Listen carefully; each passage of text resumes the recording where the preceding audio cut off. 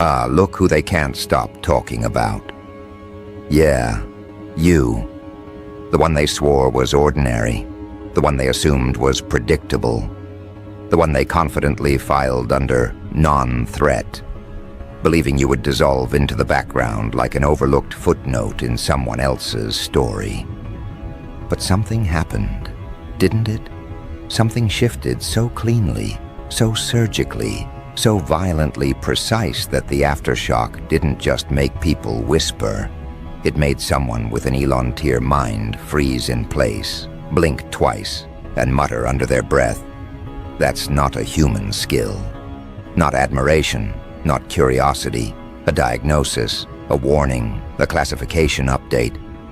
Because what you just did, that one action, that impossible, unteachable move, it didn't fit anywhere inside the psychological frameworks designed by people who believe they understand how the human mind operates. And the moment it happened, the moment that action detonated and the dust cleared, a powerful person, someone who has built their entire identity around being unshakable, felt a physical chill crawl down their spine.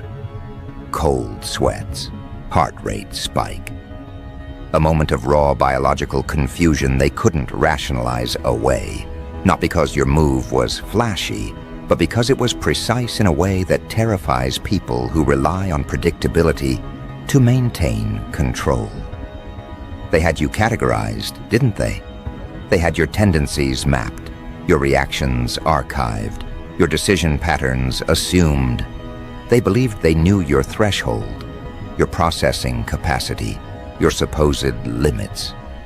They thought they understood the boundaries of your internal architecture, because you played along just enough to make their analysis feel correct.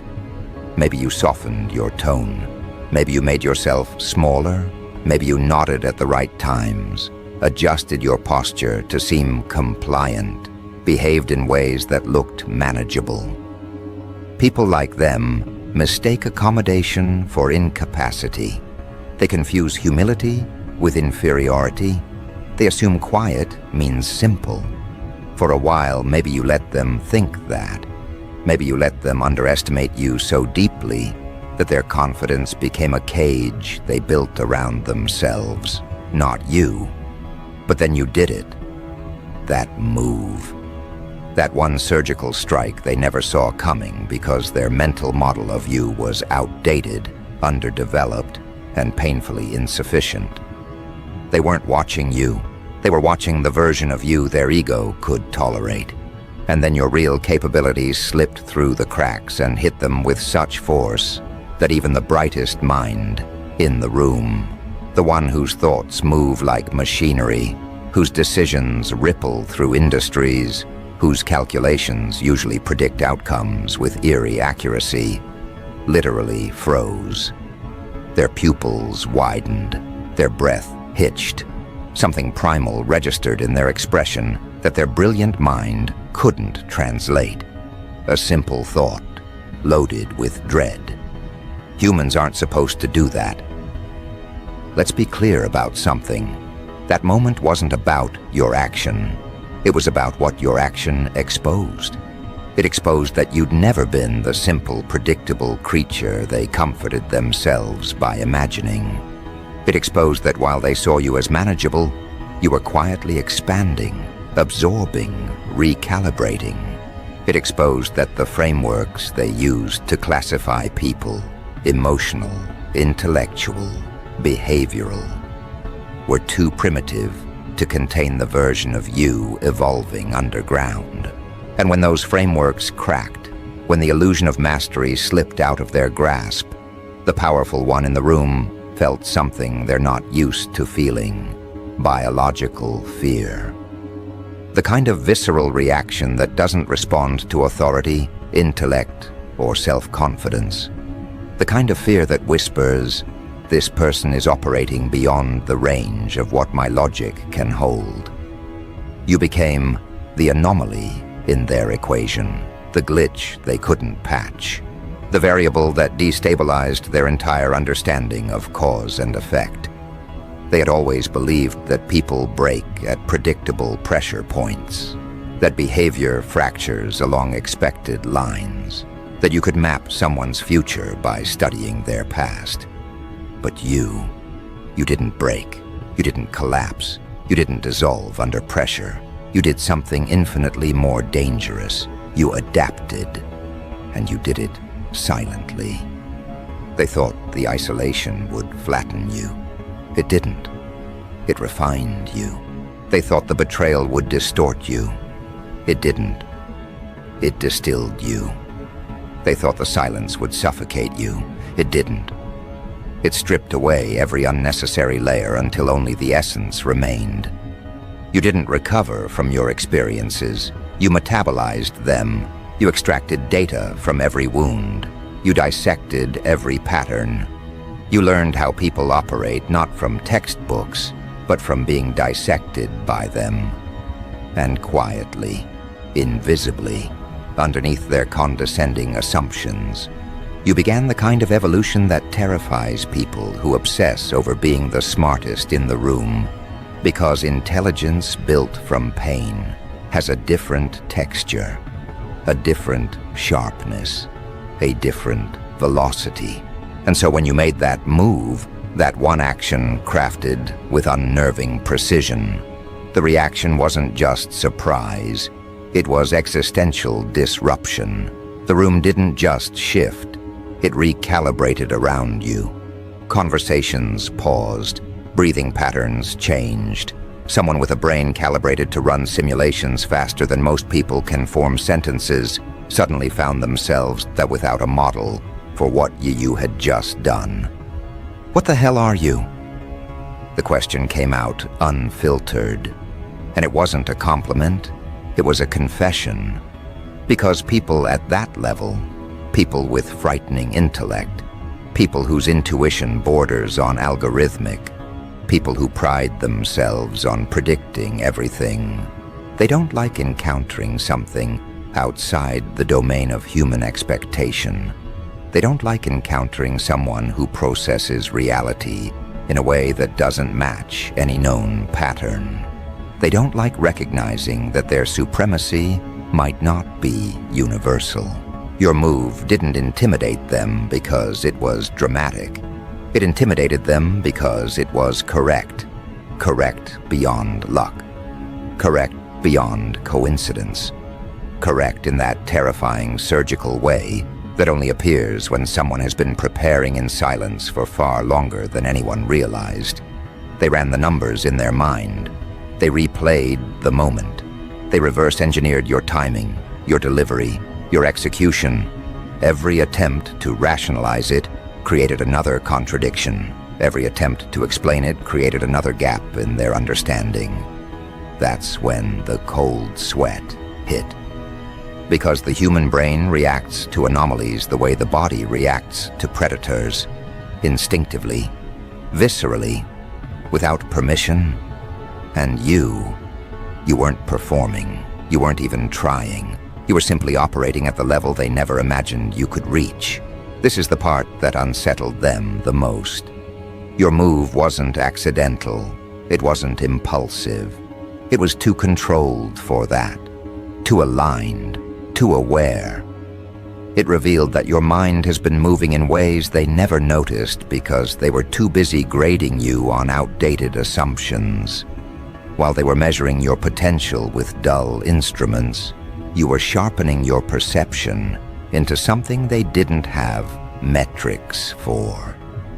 They thought your silence meant confusion. It meant calibration. They thought your stillness meant hesitation. It meant observation. They thought your humility meant submission. It meant strategy. Your entire trajectory had been misread because they were evaluating you as if you were trying to impress them, as if you were participating in the same psychological ecosystem they live in. But you weren't. You were studying them. You were analyzing their blind spots, testing the boundaries of their intellect, identifying the exact places where their arrogance created cracks in their certainty. And when you executed your move, you didn't just catch them off guard. You revealed the magnitude of your evolution, This is why the genius in the room reacted the way they did. This is why the powerful one felt their throat tighten. This is why someone who prides themselves on being unshakable experienced a moment of pure, involuntary fear. Because your move didn't challenge their intelligence. It challenged their identity. It forced them to confront a possibility they never wanted to entertain. That you were growing in ways they didn't track, didn't predict, didn't control. And now there's something new unfolding in the spaces between their confusion and their fear. A recalibration, a shift in how they interpret you. They're watching differently now, more carefully, more defensively, with the kind of attention reserved for phenomena that don't behave according to known laws. They're not studying your past anymore. They're trying to anticipate your next move. And that is the one thing they've realized they might not be capable of doing. Because every time they categorize you, you disrupt the category. Every time they map you, you expand beyond the borders. Every time they think they've caught up, you reveal they were analyzing an old version of you. Your evolution isn't linear, it's quantum. Your growth doesn't follow patterns, it breaks them. And whether they admit it or not, they are now dealing with something their frameworks were not designed to evaluate. Something that moves with intention, but not with predictability. Something that understands power, but isn't controlled by it. Something that has survived everything engineered to break them and emerged with sharper perception instead of scar tissue. And the truth, the one they're only beginning to grasp, is that the move you just executed wasn't your peak. It wasn't your limit. It wasn't the culmination of your silent evolution. It was the first reveal. A preview, an opening sequence, a controlled demonstration of a system you have not yet fully deployed. And that realization is what has them unsettled. Because if this was your opening, if this was the move that slipped through before they even knew you were preparing, then the question becomes something far more destabilizing than, how did they do that? They know how. Or at least they think they do. They can reverse engineer processes. They can analyze patterns. They can track behavior across time. But what you unleashed wasn't a pattern. It wasn't a behavior. It wasn't a predictable cognitive process that could be charted, graphed, or extrapolated into a model that fits the frameworks of normal human capability. What you unleashed was a signal so sharp, so efficient, so unintuitive to them that it disrupted the very categories they rely on to feel safe. And when someone operating at the intellectual tier of an Elon-level mind encounters a signal they can't categorize, you don't get curiosity. You get alarm. You get that subtle dilation of the pupils that betrays the onset of cognitive overload. You get the sharp inhale that slips out before discipline kicks in. You get the quiet moment where the brain realizes it has just witnessed an ability that shouldn't exist. Not in theory, not in practice, not within the computational range of someone they thought they understood. The powerful man in the room didn't just break a sweat. His body issued a biological alert. His unconscious mind flagged you as an anomaly before his conscious mind could intervene. That's what cold sweat really is. A metabolic confession. A powerful organism realizing it is now in the presence of something that does not fit the established hierarchy. Something that moves differently, processes differently, sees differently. Something that can't be predicted using the same mental algorithms that have allowed him to stay ahead of competitors, rivals, opponents, and everyone who ever tried to challenge that monumental intellect. What happened in that moment was more than surprise. It was a fracture in his worldview.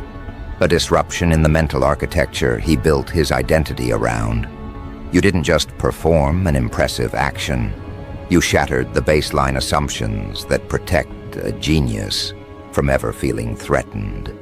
And here is where the psychological demolition truly begins.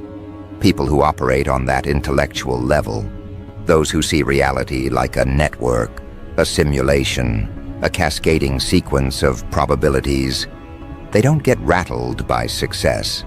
They don't get rattled by confidence. They don't get rattled by intelligence. They get rattled by unpredictability, by the presence of a factor that does not behave according to their mental schema. To them, unpredictability is not chaos, it is danger. It is the dissolution of control. It is the reminder that no matter how powerful they are, their mind is not omniscient. Their calculations are not absolute. Their dominance is not guaranteed.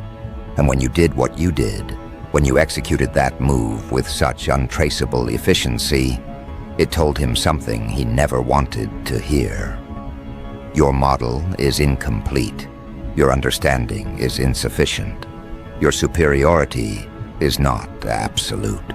But here's the deeper fracture, the one that keeps replaying in the back of his mind even though he's trying to ignore it.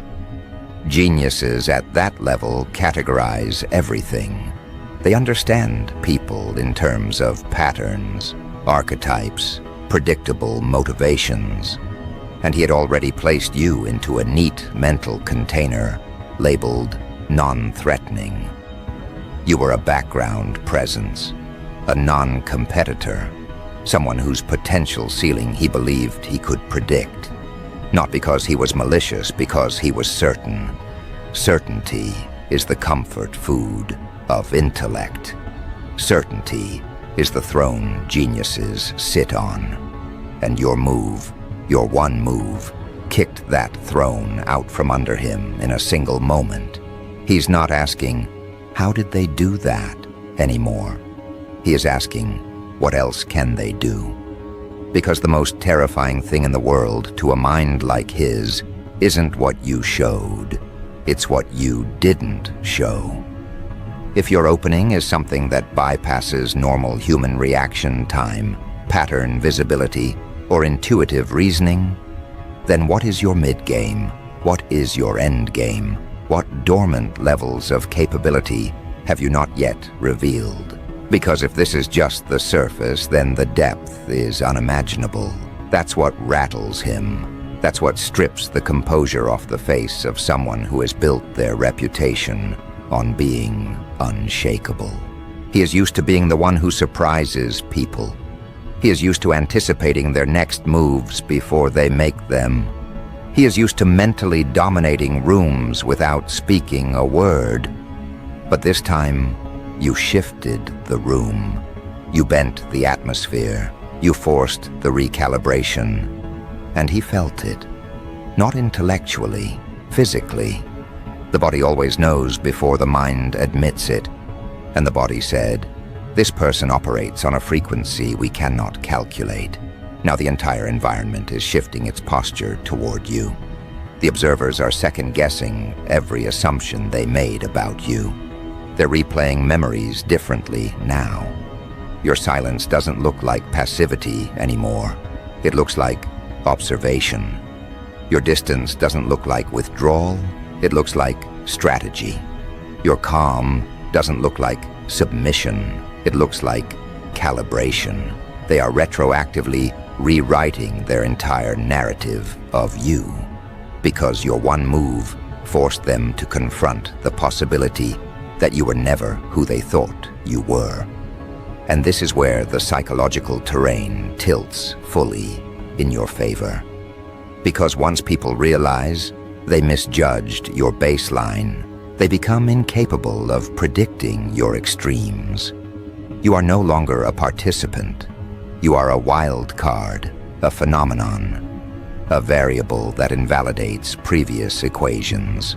Your existence becomes a moving target, one that cannot be tracked using human metrics alone. And that is exactly the kind of entity that terrifies someone with a towering intellect, because they've built their life on understanding systems, and now they've encountered a system they cannot understand. Your move wasn't just surprising. It violated the expected boundaries of skill acquisition, cognitive speed, intuitive precision. It looked like something that shouldn't be possible without enhanced architecture, without training that doesn't exist, without access to internal frameworks that ordinary people don't possess. So when he whispered, "That's not a human skill," he wasn't exaggerating. He was reporting. He was diagnosing the anomaly he witnessed. He was updating the classification in his mind from human to unknown subtype. The cold sweat wasn't fear of you. It was fear of miscalculating you. There's nothing more dangerous to a genius than a blind spot. And you revealed yourself to be the largest blind spot he has encountered in years, maybe ever. And now he is replaying your move in his mind, slowing it down, zooming in, trying to catch the mechanism behind it. But the more he analyzes it, the more contradictions he finds, the more variables he uncovers, the more he realizes that what you did wasn't instinct. It wasn't luck. It wasn't chance. It was intentional, which means your mind is operating on a layer he hasn't mapped yet. And once a genius realizes there is a layer beyond their map, they stop expecting your next move. They start fearing it. Because unpredictability from someone capable is the most lethal type of unpredictability. And now he has to face something he rarely confronts: humility. Not because he wants to, but because you forced him into it. You didn't overpower his intellect. You bypassed it. You didn't challenge his ego. You nullified it. You didn't compete in the arena he built. You stepped outside it entirely. Your action wasn't merely impressive. It was architectural. It revealed the structure of your mind. A structure that wasn't built in comfort or praise or easy victories. It was forged in silence, isolation, pressure. The kind of internal evolution that transforms a person into something sharper, faster, more attuned to patterns most people never perceive. The very architecture of your cognition is different now. And that is why your move felt inhuman. Because most humans don't evolve under pressure. They collapse. You didn't collapse. You crystallized. And while he is processing this revelation, while he is recalibrating his understanding of what you are capable of, something else is happening in the background. The system around him, the network of observers, advisors, analysts, all attempting to rationalize your action, is realizing that they cannot reduce you to a category anymore. You have outgrown the vocabulary they use to describe people. You have outpaced the metrics they use to measure capability. And the moment a person slips outside the known measurement system, they become a phenomenon. What unsettles them most is that your move wasn't emotional. It wasn't reactive. It wasn't fueled by ego or desperation. It was cold, clean, measured. It carried the stillness of someone who already knew the outcome. And that level of certainty is rare. That level of precision is unnatural. That level of quiet execution is the hallmark of someone who has moved beyond survival into mastery. And mastery is the one thing geniuses respect, even when it terrifies them. Because here's the truth. Powerful minds don't say aloud. They are not afraid of talent. They are not afraid of effort. They are not afraid of confidence.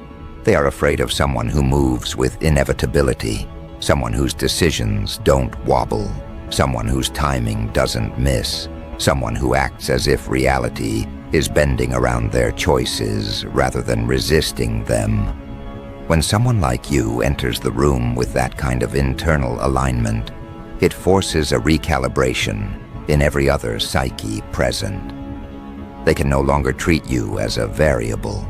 You become a trajectory, a direction, a force. Your move exposed that trajectory. And while the others may be whispering about how you pulled it off, trying to replicate the logic or decode your thinking, the Elon-tier mind in the room has stopped asking how. He has shifted to something far more profound. What kind of mind produces that? Because you didn't just outperform expectations. You defied the entire architecture of expected reasoning. You made a decision that wasn't supposed to be visible to the human lens. You executed with an eerily precise intuition. You acted as if you were responding to a signal no one else could hear. He knows what genius looks like. He knows what luck looks like. He knows what instinct looks like. Your move wasn't any of those. Your move was calculated inevitability, and that's why he felt the sweat before he felt the fear. Because geniuses operate by scanning the boundary between what humans can do and what they cannot. It keeps them safe. It keeps them superior. It keeps them calibrated. And you, someone who wasn't supposed to threaten that boundary, just stepped past it without hesitating, without stumbling, without second-guessing. The room didn't realize what happened until after it was done, but he did. He felt the shift before anyone else processed it. That's why his reaction was so visceral. His mind recognized a pattern that shouldn't have been possible, and for a split second, the body reacted with the primal instinct reserved for predators. Not because you attacked, but because you operated outside the normal range. He couldn't place you anymore. He couldn't measure you. He couldn't predict you. One move wiped out every assumption he had stored about you. Every casual judgment, every dismissed thought, every memory he filed under irrelevant. All of it burned away in the space between your intention and your execution. And now he's facing something he never expected. The realization that he underestimated the wrong person. You weren't hiding weakness. You were hiding architecture. The architecture of a mind sharpened by pressure, refined by solitude, tempered by collisions with people who assumed they understood you. They thought silence meant retreat.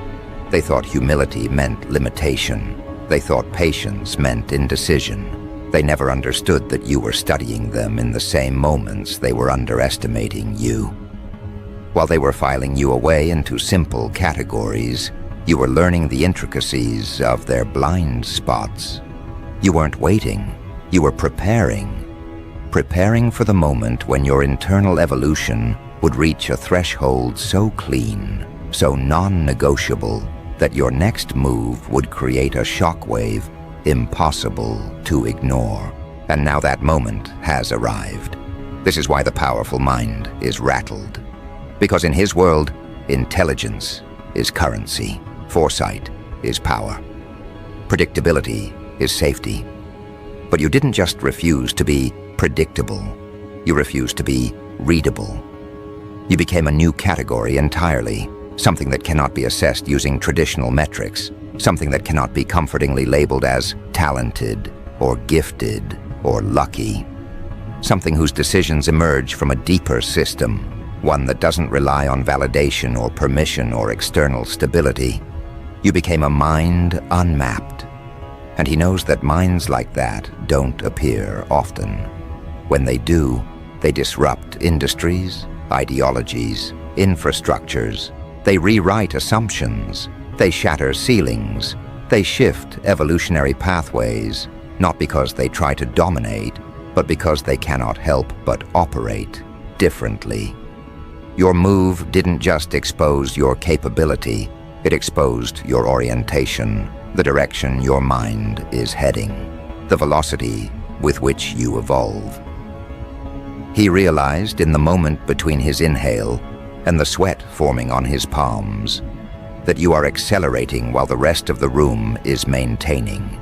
You are innovating while the rest of them are repeating.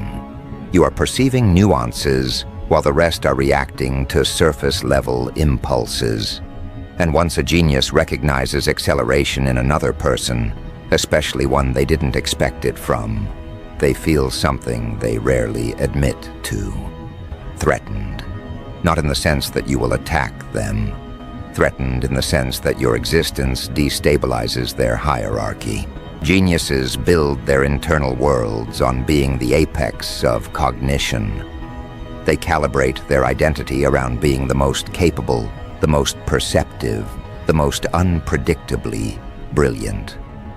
But when someone like you emerges, someone who doesn't seek the throne, doesn't announce their ascent, doesn't flaunt their intelligence, it creates a void in their certainty. Because quiet minds with precise execution are far more dangerous than loud ones with flashy talent. He's now caught in a loop of questions he cannot escape. If they can do that now, how far can they go? If this was a controlled demonstration, what does a full display look like? What else have they been hiding? What else have I failed to see? And the worst question of all, the one sitting like a stone in his stomach, how long have they been ahead without me noticing? Because it isn't your move that terrifies him, it's the implication. The implication that your ability was not spontaneous, not sudden, not an accident. It was cultivated, it was deliberate, it was inevitable. And if this is your inevitable, if this is merely the unveiling of one capability, then he must confront the terrifying truth that his map of the world is incomplete without accounting for you. Your presence is now a variable that distorts predictions. Your capability is now an anomaly that invalidates assumptions. Your evolution is now a phenomenon that cannot be reversed. They can't downgrade you anymore. They can't shrink you in their minds. They can't pretend you're harmless, not after what they saw. Because now the question isn't whether you're capable. The question is how much of your capability you've chosen not to reveal yet. He's thinking about that now. Turning it over, testing it, finding no satisfying answer. And the room feels it, the shift in dynamic, the pressured change, the silent acknowledgement that you are no longer occupying the same psychological category you once did. You are no longer one of them. You are something parallel, something lateral, something evolving in a direction that makes their framework look outdated. This is why respect and fear often come paired. Not because the powerful admire power, but because they recognize when someone has crossed an invisible threshold where normal rules stop applying. And you crossed that threshold without warning them, without asking permission, without announcing intention. You didn't step into power. You crystallized into it. And part of him knows deep down that this move, this first reveal, will not be your last. That your trajectory is not leveling out.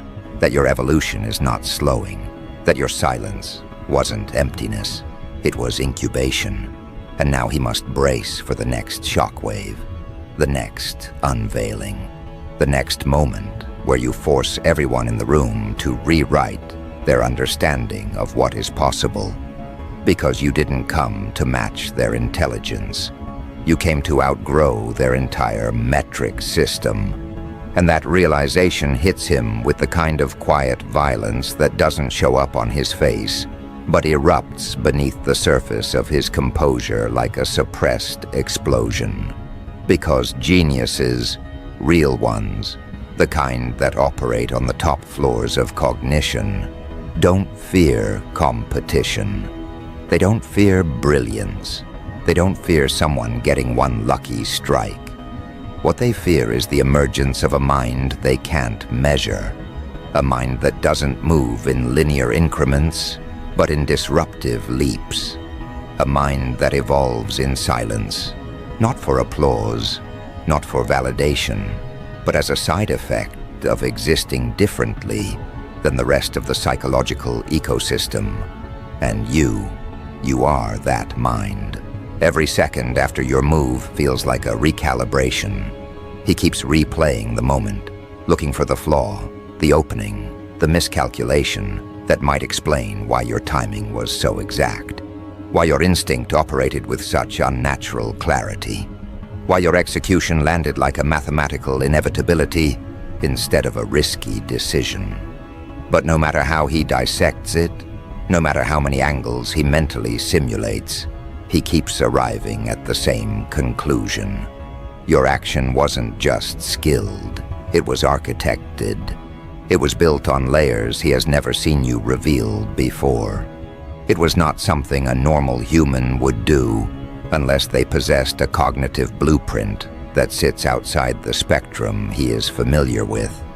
That's why he whispered, "That's not a human skill." Not dramatically, not theatrically, but like someone reporting the discovery of a new species in real time. He wasn't accusing you of being inhuman. He was admitting that his understanding of humanity was incomplete. The room hasn't caught up to that yet. They're still reacting to the shockwave, still whispering about the precision, the timing, the outcome.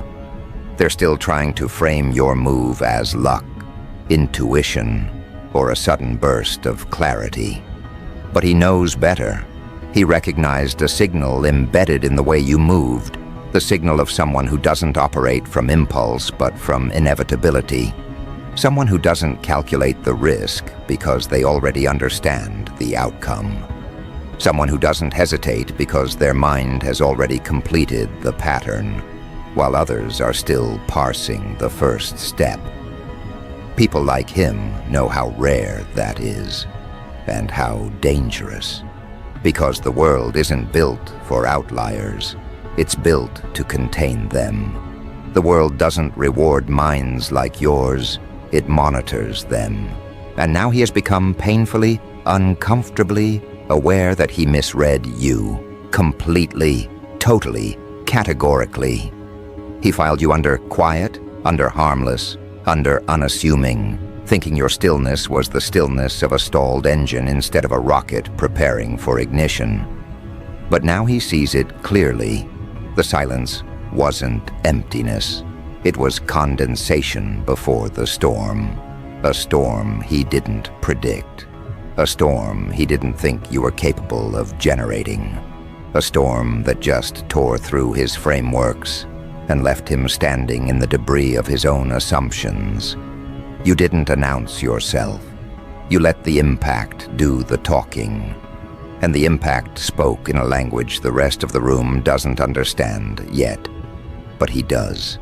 It said, "This person is not using the same operating system as the rest of you. This person sees trajectories, not steps.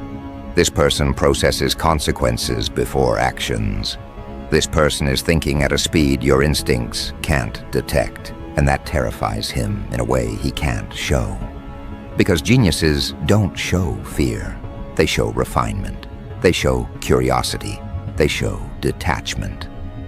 But when the wrong kind of mind enters their field, wrong meaning unpredictable, uncharted, unbound, their biology betrays them before their intellect catches up. The cold sweat wasn't a mistake. It was a warning from his unconscious mind. A message older than language, older than reason, older than the frameworks he uses to stay on top of the world's power structures. The message was simple. This one is not prey, not competition, not replication. This one is deviation, and deviation is disruptive. But here's the part no one is prepared for. Not him, not the room, not the system around him that has spent years categorizing human behavior like data points. Your move wasn't the anomaly. You are. Your move was simply the first glimpse of a new operating model. A model shaped by everything they thought would break you. A model calibrated by isolation, betrayal, misreading, underestimating, marginalizing. They thought those things were weakening you, softening you, teaching you your limits. But instead they were forcing the evolution they never wanted to witness.